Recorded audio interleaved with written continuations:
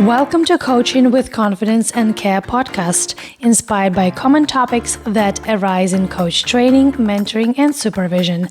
I am Dr. Luba Desamidze, the founder of Upthink Coaching. I'm an active coach trainer, mentor, and supervisor. If you are listening, you're probably looking to deepen your skills as a coach. I hope this podcast will be a helpful resource for you and contributes to your journey. This episode is primarily for leaders who want to incorporate coaching skills into their leadership practice. If you're a coach looking to sharpen your ability to run short, high-impact laser sessions, you may find this episode valuable as well. In the previous episode for leaders, I explored contexts where leaders can coach their people along with the mindset required for those conversations. In this episode, we'll focus on the delivery side of things. Let's be realistic. Do not aim to have super long conversations as a coach and leader. I know this is a very common limitation for leaders. Even if they want to coach regularly, they do not have 1 hour per person each week, and that stops them, and they don't know how to have a productive conversation that is short. Let's talk about how to make most of laser coaching sessions, that is, short coaching conversations within 15-20 minutes. You may need to get used to this shorter format, especially if that's new. Just like with every new habit, it needs some time to get settled, and then it will be effortless.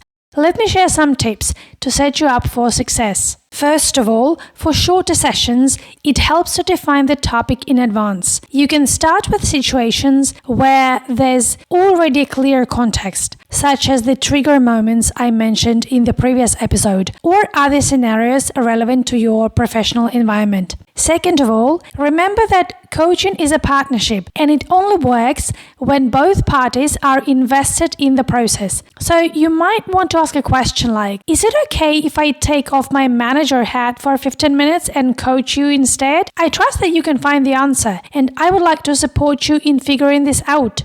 I had a conversation relatively recently with a team where some people asked, how do we convince our manager to give us the answers directly? Because every time we come to the manager and ask him, what should we do? He asks us, what do you think? And I go like, well, I don't think I want to teach you that. I'm pretty sure your manager is being intentional about doing this, and he's doing this for a certain purpose. So it's not about you persuading your manager to give you the answers instead of coaching you. It's about your willingness and readiness to accept the invitation to be coached.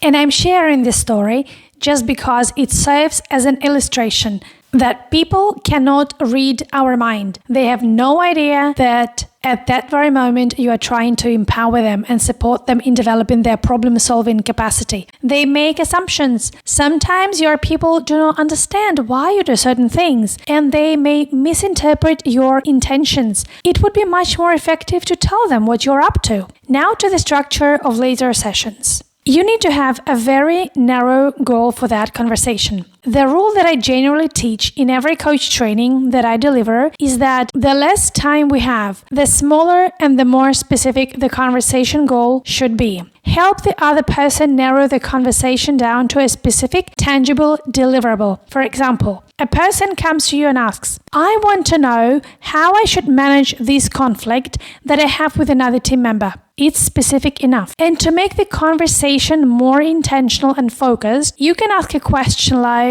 in order for you to resolve this, what would be most helpful takeaway from our conversation? And then they may say something like, well, I think I need a conversation approach, or I'd like to understand how to manage my emotions in these situations, or I'd like to think of some specific words and phrases that I could use that are relatively neutral and do not escalate the situation. See, it's the same situation, but there can be different deliverables, and you never know which part of the problem is puzzling the other person. Do not make assumptions about it. You can't just guess it. It's always more effective to ask, which part of this gets you puzzled? What specifically is the challenge here? Even these initial questions can help the person feel that you trust their thinking, and it can help deepen their self-awareness, which in turn may already bring some relief.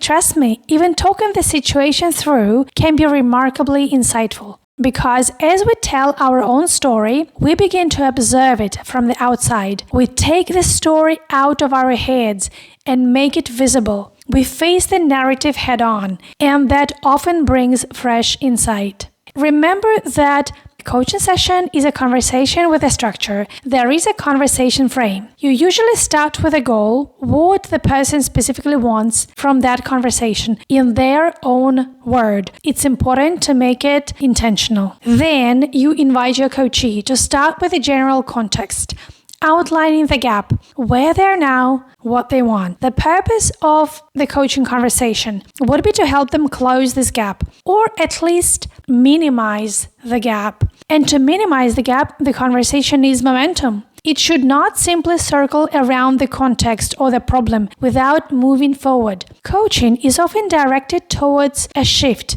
a resolution, new options, or greater clarity. After your coachee has outlined a few aspects of the situation and you have a clear direction, the next question that can be asked could be, what is stopping you? And then what are your options? What are you leaning towards? With help of these questions, you help the person identify the root cause, what exactly the challenge is, what is puzzling them, and then you help them take a more solution-focused approach. Remember to ask the magic question, what else? I call it a magic question because it shows that you trust that they are capable enough to come up with additional options, even when they say they have exhausted their options. Sometimes they do come up with extra options, sometimes they don't, but remember to ask this magic question.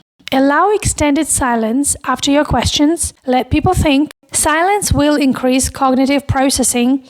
It will signal that you are taking their thinking process seriously. You are creating time to think, space to think, and it shows that you are comfortable holding your team member and staying with their thinking process. After they've exhausted all their options, you can always see if they're satisfied with the options that they have by asking questions like, does that sound enough? Are there any feasible options you could realistically move forward with? Does it sound like any of these may support you in handling this problem or resolving this challenge or finding the answer? The exact wording of your questions matters less than the intention behind them. And the intention of the question in this case would be to see how complete they feel with the options that they have. If they actually feel they've come up with some good ideas. If not, that's okay. See if you can stretch them a bit more by asking, what else is remaining unclear? Where else can we dig in order to find the answer? Which part of this has not been addressed? Where does it not feel enough for you? What are you not getting right now to say that you are satisfied with the options? Very important, make it action linked before the conversation ends. Before closing, ask questions like, what exactly will you do? And when? What could derail this? What could support you? And now for the hardest part. Refrain from giving advice. If you step in with advice at this stage, you undo the work they have done. And they may well think, what was the point of these 15 or 20 minutes? If you could have saved the time and just told me what you think. Remember that in those moments, when you choose to coach, your intention is not to give them your answer. Your intention is to help them grow their capacity for problem solving, taking initiative, developing creativity, flexibility, resilience, etc. A great way to finish a coaching session would be to invite your coachee to end with a reflection. So last question options could be something like, what are your thoughts after our conversation? Where did you get clarity? What insight are you leaving with? What's your learning from this conversation? Reflection consolidates learning, which means that by letting them reflect on the experience, you support them in building this reflective muscle, which will later enable them to handle many challenges independently, instead of coming to you every single time. A common challenge in shorter sessions is getting off track during the conversation or starting a huge topic that cannot be resolved. If you want to learn some strategies how to deal with such sessions, I have a separate podcast episode on this. So go find it. It offers a lot of practical strategies. Right now, let me just say that when you have a 15-minute laser session, you should not try to solve everything. Do not ask questions that are too broad or too deep if you do not have available time for the depth that such conversation deserves. Of course, complexity, depth, and unpredictability will always be part of the coaching process, but it's wiser to go there when you have more time to devote to the conversation. If you have 1 hour, you can allow as much unpredictability as you can hold, as much uncertainty and silence and hesitation and confusion as arises in this conversation. It's okay to be with not knowing in coaching, but in 15-minute sessions, you risk unpacking an issue without having enough time to help the person integrate it again. So don't feel bad if you can only address one aspect of the conversation, if you can do that consistently. Alright, that's a wrap for today. If you're a leader experimenting with coaching, do not overthink it. Start small. Try it in your next one-on-one or a project check-in. Ask one more open question than usual. Hold silence 2 seconds longer than feels comfortable and see what happens. You don't have to get it perfect. Just give it a go. In the next episode, we are tackling something many coaches struggle with: wordy, talkative clients. The ones who go off tangents, circle back, add 5 subplots, and suddenly your 20 minutes are gone. We'll talk about how to manage such situations without shutting people down, and how to keep the conversation focused without coming across as impatient or rude. Yes, it can be done. New episodes come out every 2 weeks, alternating with our YouTube series,